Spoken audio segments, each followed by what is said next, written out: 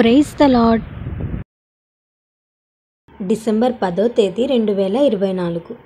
ఈరోజు దేవుని వాగ్దానము.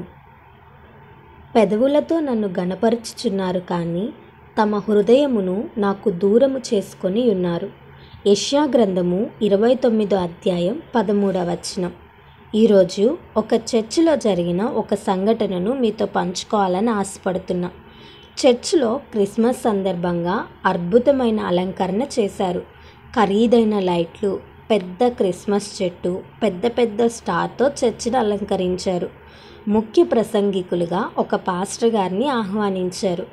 ఆ చర్చి సెక్రటరీ గారు వచ్చి పాస్టర్ గారికి ఆ చర్చి గొప్పతనాన్ని చూపిస్తూ వాటన్నిటిని గురించి వివరిస్తూ ఉన్నారు. మా సౌండ్ సిస్టమ్ జపాన్ నుంచి తెప్పించాం, అలా చాలా గొప్పలు చెప్తూ ఉన్నాడు.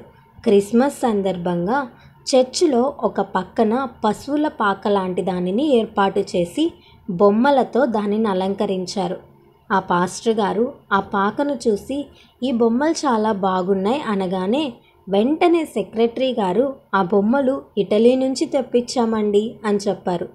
అప్పుడు ఆ పాస్టర్ గారు అన్నీ బాగున్నాయి కానీ అందులో బాలుడైన యేసుప్రభు బొమ్మ లేదేంటి అని అడిగాడు.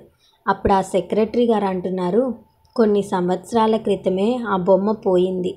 ఆ పాకలో అన్ని బొమ్మలుంటే ఆ చిన్న బొమ్మ ఏం కనిపిస్తుందిలే అని ఆ బొమ్మ పెట్టడానికి మా చర్చి వారు, కమిటీ వారు అంతగా ఆసక్తి చూపించలేదండి అని సమాధానం ఇచ్చాడు. ఈ రోజుల్లో మనం జరుపుకునే క్రిస్మస్ కూడా అంతే ఉంది కదా. అసలు క్రిస్మస్కు ముఖ్య కారణం ఏంటి? యేసుక్రీస్తు వారి జననమే కదా. కానీ వాటన్నిటిని మర్చిపోయి చర్చిలను, గృహాలను అలంకరించుకుంటూ నిజమైన క్రిస్మస్ని మర్చిపోతున్నాం. ఈరోజు ఈ వాక్యం వింటున్న నీవు కూడా క్రీస్తు లేని క్రిస్మస్ని జరుపుకుంటున్నావా? క్రిస్మస్ కొరకు క్రీస్తు లేకుండా నువ్వెంత డబ్బు వెచ్చించినా కానీ ఆ డబ్బంతా వ్యర్థమే. కాబట్టి క్రీస్తును మొదట నీ హృదయంలోనికి, నీ జీవితంలోనికి ఆహ్వానించు. అప్పుడే నిజమైన క్రిస్మస్. అట్టి కృప దేవుడు మనందరికీ దయచేయునుగాక. ఆమెన్.